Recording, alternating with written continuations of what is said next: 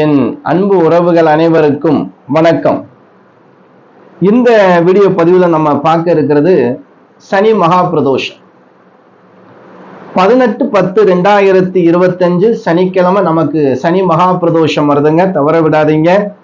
கண்டிப்பா சிவபெருமானுக்காக விரதம் இருந்து நம்மளுடைய கஷ்டங்கள் பிரச்சனை தடைகளை எல்லாம் நிவர்த்திக்காக இந்த சனி பிரதோஷத்தை நம்ம விரதம் இருந்து சிவபெருமான வழிபட போறோம்.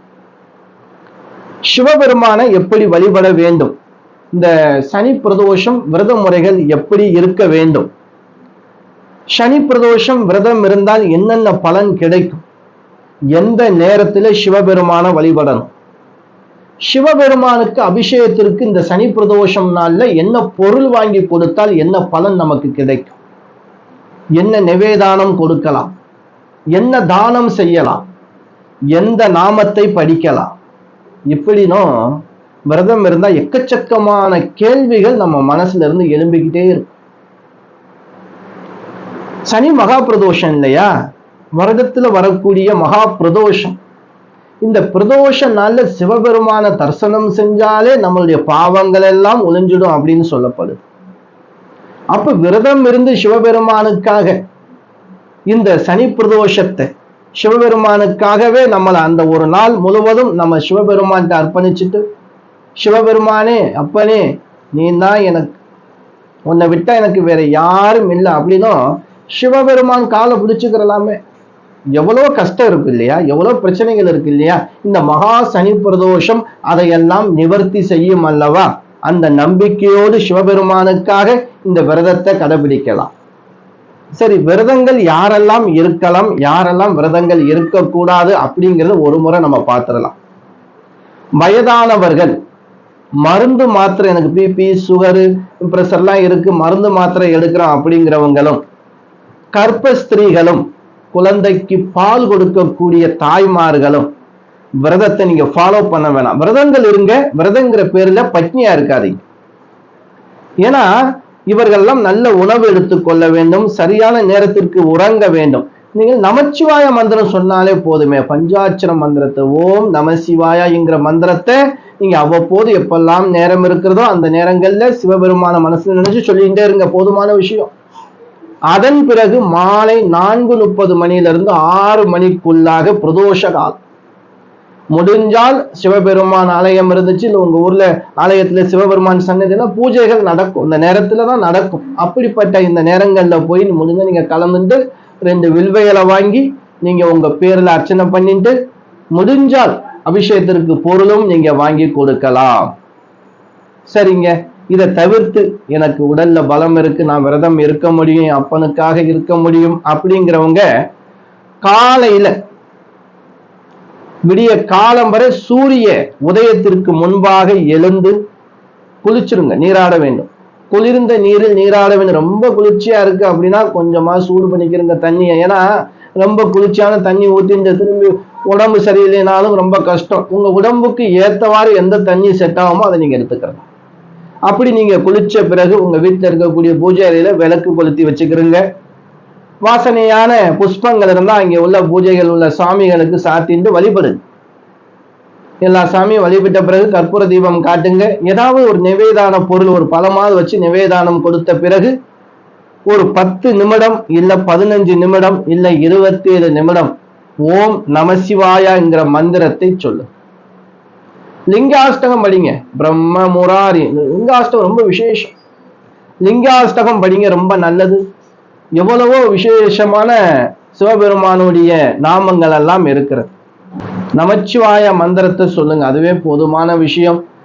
எவ்வளவோ மந்திரங்கள் இருக்கு, காயத்ரி மந்திரங்கள் சொல்லலாம்.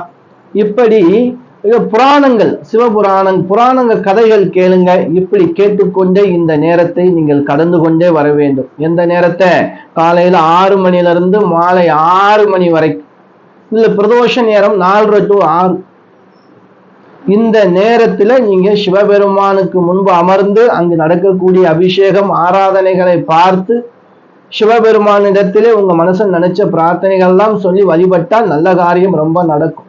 என்ன சாப்பிடலாம்? அரிசி உணவு எடுத்துக்கிற கூடாது. அந்த பகல் முழுவதும் தூங்கக்கூடாது. விரதத்துல ரொம்ப முக்கியமான விஷயம், தூங்கக்கூடாது. பகல்ல தூங்கக்கூடாது, தேவையற்ற கதைகளை பேசக்கூடாது, யாரு மேலையும் கோபப்படக்கூடாது. முடிஞ்சா அன்று காலை 6 மணி முதல் மாலை 6 மணி வரைக்கும் யாருக்கிட்டையும் பேசாம மௌனமாக விரதம் இருந்தால் மிக சக்திங்க. நீங்க என்ன சாப்பிட்டுக்கிறீங்க, அரிசி உணவை தவிர்த்து பழம், சப்பாத்தியால் கோதுமையால் செய்யப்பட்ட ரொட்டி, சப்பாத்தி, உப்புமா, பழங்கள், பயிர் வகைகள் எதுவுமே சாப்பிட்டுக்கிறீங்க. ஆனா பேசாதீங்க, யாருக்கிட்டையும் பேசாதீங்க. உங்க மனசெல்லாம் அந்த சிவநாமமே இருக்கணும். சிவனுடைய நாமத்தை சொல்லிக்கிட்டே இருங்க, நமச்சிவாய மந்திரத்தை சொல்லிக்கிட்டே இருங்க. ரொம்ப ரொம்ப விசேஷங்க. மௌன விரதம் இருந்தீங்க அப்படின்னா உங்க வாழ்க்கையில நீங்க மிகப்பெரிய உச்சத்தை அடைவீர்கள். இந்த பிரதோஷ காலம் 4 to 6 முடிஞ்சிருங்க. இந்த காலத்துல பார்த்தீங்க அப்படின்னா நமக்கு 6 மணி மாலை 6 மணி 16 நிமிஷம் வரைக்கும் பூரம் நட்சத்திரத்துல சந்திர பகவான் இருப்பார். இந்த 6 மணி 16 நிமிஷத்துக்கு மேல உத்திர நட்சத்திரம் சிம்ம ராசியில சந்திர பகவான் பிரவேசிக்கக்கூடிய அற்புதமான நேரம். இந்த நேரம் ஒரு 14 நிமிஷம் 6:30 மணி வரைக்கும், அதாவது 4 to 6 பிரதோஷ காலம், 6:16 வரைக்கும் நமக்கு பூரம் நட்சத்திரம் இருக்கு. 6:16க்கு மேல உத்திர நட்சத்திரம் ஆரம்பம். அப்ப 6:30க்குள்ள நமக்கு 14 நிமிஷம் இருக்கு. இந்த 14 நிமிஷத்துல சிவபெருமான எந்த அளவுக்கு வேண்டி நீங்க பிரார்த்தனை பண்ண முடியுமோ, நமச்சிவாய மந்திரத்தை சொன்னா போதுமே. சிவாய நம, ஓம் நம சிவாய, இந்த நம்ம சொல்லுங்க, இந்த நாமத்தை சொல்லிக்கிட்டே இருங்க, சிவனை பார்த்துக்கிட்டே இருங்க. இந்த 14 நிமிஷமும் உங்களுடைய பார்வை சிவன் மீது இருக்க வேண்டும். ஏன்னா உத்திர நட்சத்திரம் சூரிய பகவானுடைய நட்சத்திரம் துவங்கக்கூடிய நேரம். நமக்கு அன்னைக்கு திரியோதசி திதி இருந்துகிட்டு தான் இருக்கும். அப்போ திரியோதசி திதியும் இந்த உத்திர நட்சத்திரமும் பிரதோஷ காலம் முடிந்த நேரத்தில், அதாவது நெருப்பு எரிஞ்சு முடிஞ்சாலும் அந்த அனல் இருக்கும்னு சொல்லுவாங்க இல்லையா, அந்த கதிர்வீச்சு இருக்கும்.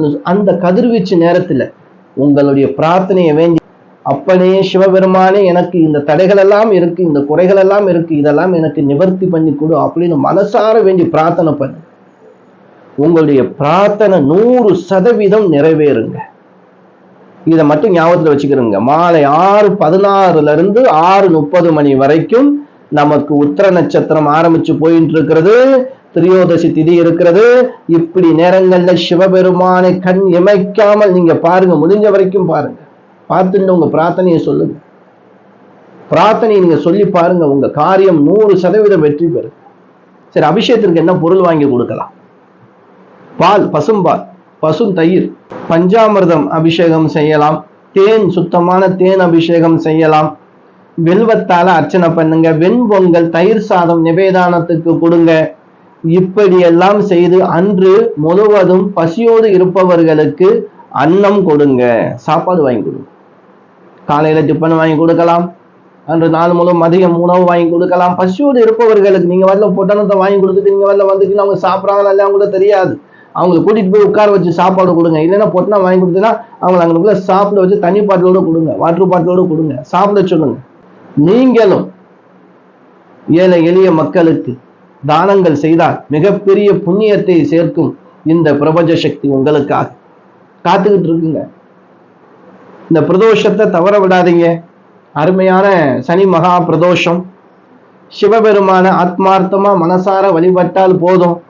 நான் இப்படித்தான் வழிபடணும், அவ்வளவு காசுக்கு செலவு பண்ணி வழிபடணும்னா தேவையில்லை. ஒரு துளி 2 வில்வ இலை, அப்பனை பார்க்கறதுக்கு 2 வில்வ இலை இருந்தா போதும். அப்பனே, என் சக்திக்கு தான் முடியும், என்னை நல்லா வச்சிரு, நான் அபிஷேகம் எடுத்து செய்யறேன், உனக்கு ஆபரணங்கள் வாங்கி சாத்துறேன், ஒரு பிரதோஷத்தையே எடுத்து செய்யறேன், வர்ற பக்தர்களுக்கெல்லாம் அன்னதானம் கொடுக்குறேன்னு வேண்டிக்கிறீங்க. அடுத்து நமக்கு அந்த வரத்தை கொடுப்பார், அந்த பாக்கியத்தை கொடுப்பார். என்னால இப்ப முடியல அப்பனே, வில்வா வாங்குறது கூட என்னால நிலைமை அந்த அளவுக்கு இருக்கு, ஏதோ வெறும் கையா வரக்கூடாதுங்கிறதுக்காக உனக்கு வாங்கிட்டு வந்த நேரத்துல உனக்காக விரதம் இருந்து வழிபடுறேன். என்னுடைய எண்ணத்துல இருக்கக்கூடிய அந்த காரியங்கள் எல்லாம் நல்ல காரியங்கள் நடத்தி கூட அப்படின்னு வேண்டி பிரார்த்தனை பண்ணுங்க. கண்டிப்பா உங்களுக்கு நல்லது செய்வார். சிவபெருமான் எப்பயும் கைவிட மாட்டார். நெருப்புங்க அவரு, உங்களுடைய கஷ்டங்களையும் பிணிகளையும் நிவர்த்தி செஞ்சு விடுவார், எரிச்சு விடுவார், சாம்பல் ஆக்கிடுவார். நல்லது மட்டும் உங்களுக்கு நடக்கும். இந்த சனி பிரதோஷத்துல விரதம் இருப்பதால் சனி தோஷங்கள் நிவர்த்தி ஆகும். இப்போ 7 சனி நடக்குது, கண்டக சனி நடக்குது, அஷ்டம சனி காலம்லாம் சொல்றோம் இல்லையா, அதெல்லாம் நிவர்த்தி ஆகும். சனி தசா சனி புத்தியில கஷ்டப்படுறீங்க அப்படின்னாலும் இந்த சனி மகா பிரதோஷ விரதம் இருக்கிறதுனால அந்த பிரச்சனைகள் எல்லாம் தீர்வுக்கு வருங்க. அதனால சிவபெருமானுக்கு நல்லெண்ணெய் தீபம் விளக்கேத்துங்க. முடிஞ்ச வரைக்கும் ஒரு 5 தீபம் விளக்கேத்துங்க. தானம், அன்னதானம் ரொம்ப ரொம்ப சிறப்பு. நீர் மோர் பானகம் இதுவும் தானம் கொடுத்தால் மிகப்பெரிய புண்ணியம் சேரும். தவற விடாதீங்க. சனி பிரதோஷம். இந்த வீடியோ உங்களுக்கு பயனுள்ளதா இருந்துச்சு அப்படின்னா உங்க உறவினர்கள் நண்பர்களுக்கு எல்லோருக்கும் ஷேர் பண்ணுங்க. நம்ம வீடியோவை புதுசா பார்க்கக்கூடிய அன்பு உறவுகளாக நீங்க இருந்தீங்க அப்படின்னா சப்ஸ்கிரைப் பண்ணிட்டு பாருங்க. அடுத்தடுத்து நல்ல வீடியோக்கள் உங்களை தேடி வரும். சரி, அடுத்த வீடியோவில் சந்திக்கும் வரை நான் உங்கள் ஈஸ்வரன் சீதாராம ஜோதிடர். என் அனைத்து அன்பு உறவுகளுக்கும் வணக்கம்.